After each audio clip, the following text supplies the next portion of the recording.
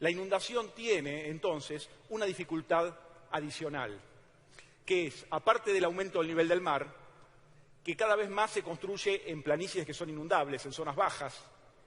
La infraestructura es cada vez más sensible, uno lo ve claramente, por ejemplo, si uno va a Tigre, uno ve que las casas más antiguas están construidas más altas que las más modernas. Y entonces uno se da cuenta de que no se tiene en cuenta el riesgo que puede haber, ¿no?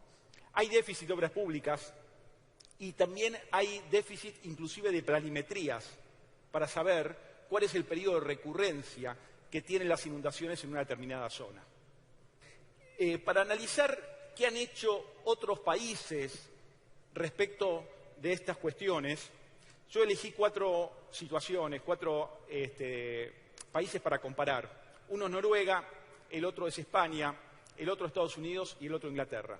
4 países desarrollados que en algún punto han avanzado sobre las coberturas para inundaciones y para tormentas, más allá de lo que hemos avanzado nosotros, y cada uno con una alternativa diferente. En el caso de Noruega, el aseguramiento de las tormentas y inundaciones se hace en forma obligatoria para todos los seguros de incendio. Esto quiere decir de que de esa manera se evita la antiselección. Todo aquel que compra una cobertura de incendio para una vivienda está comprando automáticamente una cobertura de inundación. Esa cobertura es asumida por un pool de aseguradores. Aquella compañía que quiere intervenir en el ramo de incendio tiene obligatoriamente que participar en el pool de aseguradores en función, como una prorrata, en función de la producción que tiene. Y está obligada a asumir el riesgo.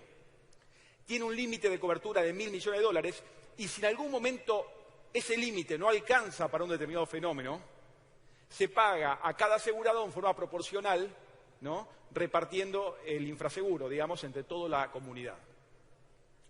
No tiene garantía estatal, pero sí existe un fondo estatal para aquellos riesgos que no son asegurables, porque de alguna manera el pool no ha podido establecer una cobertura para determinados riesgos, ¿no? Este sistema funcionó muy bien, funciona desde hace más de 20 años y ha pagado el 77% de los daños que ha pagado para tormentas, el 14% para inundaciones, 6% para marejadas y 2% en el caso de avalanchas.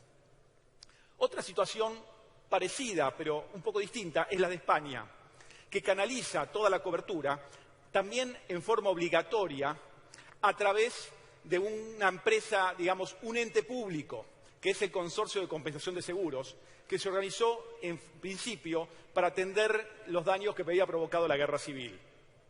El Consorcio de Compensación tiene garantía estatal y no solamente otorga la cobertura para los ramos de incendios, sino también para los seguros técnicos, por ejemplo, los de ingeniería que vimos hoy con Claudio, seguros de personas, inclusive seguros de automóviles. Y ha pagado, de todos los siniestros que ha pagado, el 61% han sido inundaciones. Acá me quiero detener en un aspecto y que me parece que también deberíamos reflexionar. Las inundaciones muchas veces producen incendios. La póliza de incendio en la Argentina excluía terremoto y excluía inundación. Entonces, para tener cobertura por la rama, por un incendio, en caso de terremoto, había que tener cobertura de terremoto. Y el caso de inundación es un caso no suficientemente analizado, pero cuando ustedes contratan una póliza de incendio para un riesgo importante y viene con exclusión de inundación, hay que pensar un poco qué pasaría en el caso de un incendio provocado con inundación. El incendio más importante de la historia en la Argentina, en toda la industria de la Argentina, que es el incendio en la refinería de La Plata, producido en el año 2013, justamente cuando fue la inundación en la ciudad de La Plata, es consecuencia de una inundación. Y el daño material más industrial, más importante ocurrido en España, que es la solidificación de las cubas de aluminio en una planta que se llama Inespal, que queda en Badajoz, creo.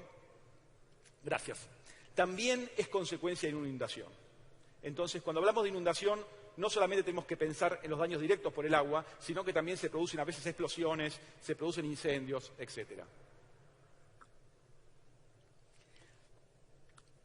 Aparte del caso de España, está el caso de Estados Unidos. Estados Unidos lo hace, las inundaciones, las cubre con una empresa que es absolutamente estatal. Las tormentas son cubiertas por empresas privadas en forma independiente y existe abundante cobertura, porque como decíamos antes es más fácil porque es más aleatoria. En cambio, las inundaciones, hay una empresa estatal. La empresa estatal otorga la cobertura a los municipios y los municipios cobran la cobertura con los impuestos. Es optativo, algunos municipios aseguran y otros no, pero es obligatorio el aseguramiento para todas aquellas zonas que tienen un periodo de recurrencia de inundaciones menores a 100 años. Inclusive, este fondo destina una parte de su capital a prevenir. O sea, que hay, por ejemplo, al día de hoy, yo entré en la página, me fijé, hay 1.100 viviendas que tienen que ser relocalizadas porque están en una zona de muy alta exposición. Y hay 70.000 viviendas a las cuales se requiere que hagan obras de infraestructura, como defensas y desagües, para evitar inundaciones. O sea que el fondo trabaja no solamente en el aspecto del resarcimiento, sino también en el aspecto de la prevención. Y el último caso que vamos a analizar es el caso de Inglaterra, donde ahí es absolutamente privado, no interviene el Estado para nada en el financiamiento, ni lo hace obligatorio el seguro, pero negocia permanentemente la Asociación Británica de Aseguradores con el Estado para que el Estado construya las obras necesarias para que las propiedades puedan ser aseguradas. No se aseguran propiedades que se encuentran en zonas donde hay periodo de recurrencia de inundaciones inferiores a 75 años.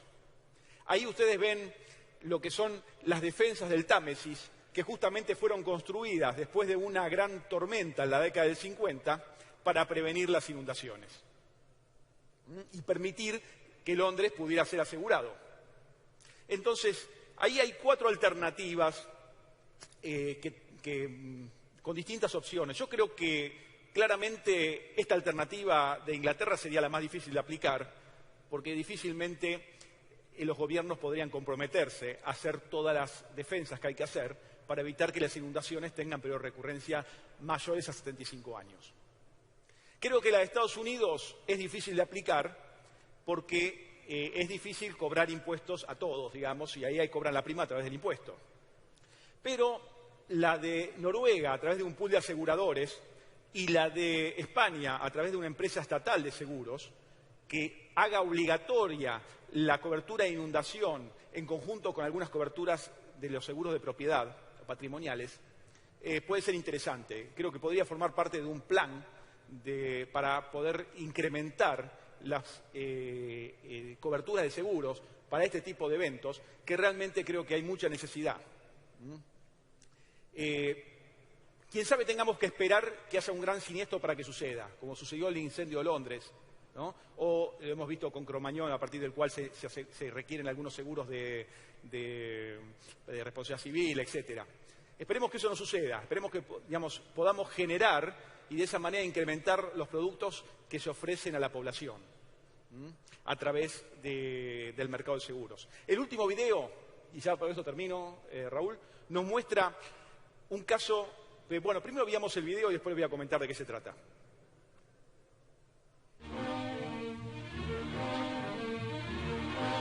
The waters eddy through the streets of Buenos Aires. Driven by an 80-mile-an-hour gale which blew out of the south, the Plate River, famous as the graveyard of the Graf's Bay, has overflowed its banks and washed into the city. The residential suburbs are underwater. Electric power is cut off to the whole of the city. And people whose houses are undermined are forced to seek refuge on higher ground. Police and firemen deal with the problem of refugees. And as the water recedes, people from the outlying farmlands stream into the city after they have lost everything they possess. Many thousands are homeless, while nearly a score have lost their lives. With the damage approaching nearly £1 million, Argentina faces the problem of reconstruction after her most destructive flood of the century. Bueno, lo que acabamos de ver es un video filmado por la BBC en el año 1940, cuando la sudestada en el puerto de Buenos Aires llegó a un nivel de 4,5 metros.